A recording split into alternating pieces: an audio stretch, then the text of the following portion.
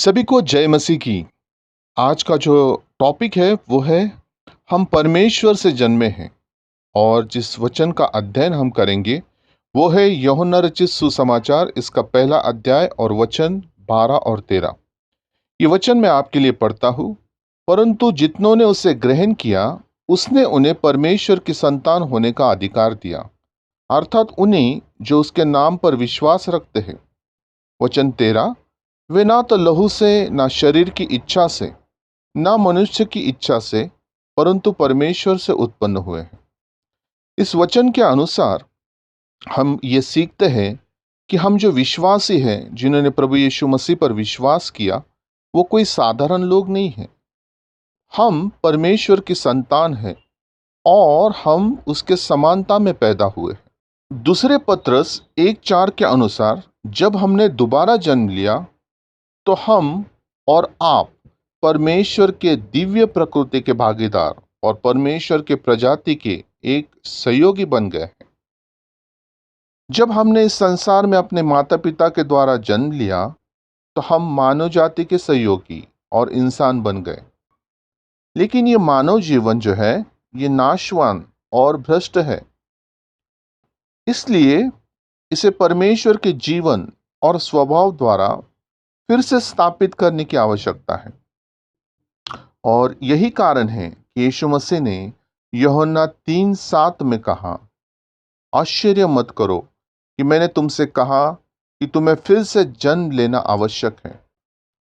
अब जब हमारा नया जन्म हुआ है तो हमारे जीवन में परमेश्वर के अगम्य, अविनाशी और उत्कृष्ट जीवन ने जगह ले ली है। हाँ मेरे प्रियो, हो सकता है कि इसे हमारा दिमाग एकदम से स्वीकार ना करे, पर ये 100% सच है कि हमने वास्तव में परमेश्वर के हम पुत्र हैं और हम परमेश्वर से ही जन्मे हैं।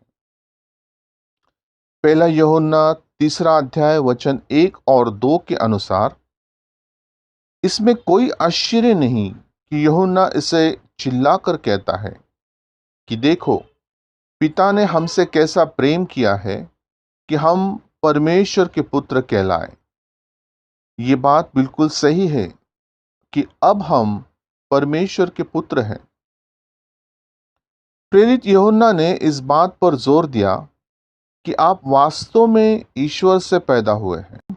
जैसे जीवन में हर चीज पुनरुत्पादित यानी रिप्रोड्यूस होती है, उदाहरण के तौर पे जैसे एक चील है जो चील को जन्म देती है, एक कुत्ता कुत्तों को जन्म देता है और इंसान जो है वो इंसानों को जन्म देता है।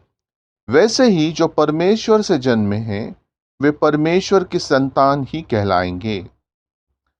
यूहन्ना 10:34 के अनुसार प्रभु यीशु ने कहा, क्या यह तेरी व्यवस्था में नहीं लिखा है कि मैंने ये कहा कि तुम परमेश्वर हो? अपने बारे में उसी तरह से सोचे जैसे आपने यीशु के बारे में सोचा था। जब यीशु मसीह पृथ्वी पर चलते थे, कैसे रहते थे, उनकी चाल कैसी थी, वो किस तरह से काम करते थे। पहले यूहन्ना इसका 4 अध्याय और 17 वचन के अनुसार पवित्र शास्त्र घोषित करता है कि जैसा वह है वैसे ही इस संसार में हम भी हैं। हालेलुया। आइए हम प्रार्थना करें। पिता परमेश्वर, मैं प्रभु यीशु मसीह के पवित्र और सामर्थ्य नाम से आपके चरणों में आता हूँ। मैं आपको धन्यवाद देता हूँ अनंत जीवन के उस अनुभव के लिए जिसने मेरे पूरे अस्तित्व, आत्मा, प्राण और शरीर को पूरी तरह से बदल कर रख दिया है। मैं अब धार्मिकता, महिमा और विजय की राह पर चलता हूँ, क्योंकि आपकी दिव्यता पूरी तरह से मेरे अंदर और मेरे द्वारा यीशु के नाम में व्यक्त होती है।